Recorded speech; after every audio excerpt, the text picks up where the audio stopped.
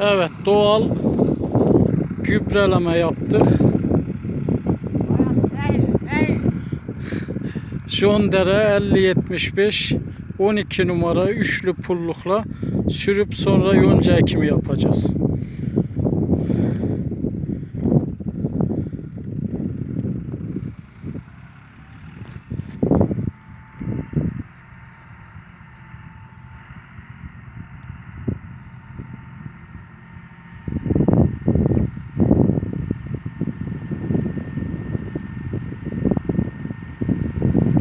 Gübreye para vermeye gerek yok. Kök gübresi yok. Üst gübre, alt gübre. En güzel, en kaliteli, en doğal gübre boktur, bok.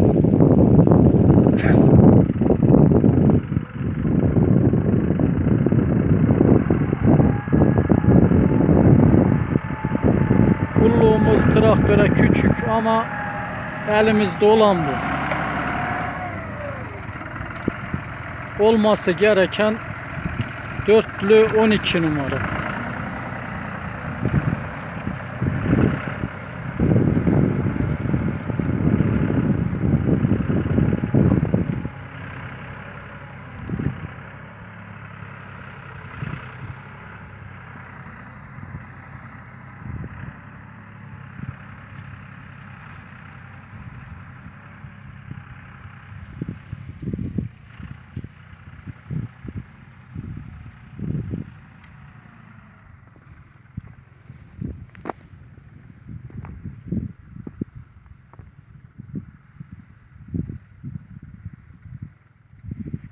Bu arada burada karı da göreceksiniz. Nisan ayındayız.